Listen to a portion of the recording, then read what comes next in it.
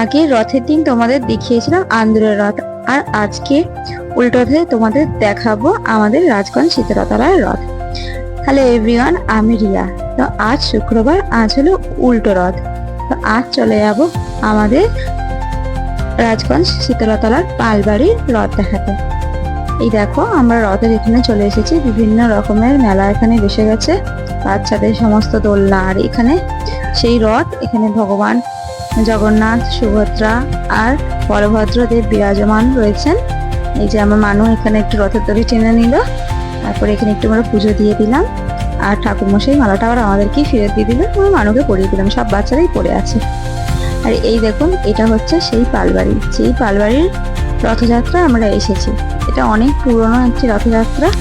এই পালবাড়িও অনেক পুরনো, এখানে দুর্গাপুজোও হয়।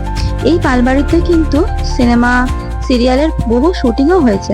তোমরা কে কে এই পালবাড়ি চিনতে পারছো কমেন্ট করে জানিও। তারপর সোনা এখানে একটু পাপড়ি চাট খেয়ে নিল, তারপরে আমরা বাড়ি চলে এলাম। বাড়িতে এসে জিলিপি খাওয়া শুরু করে দিলাম। আর ও এই যে মাটির পুতুল এনে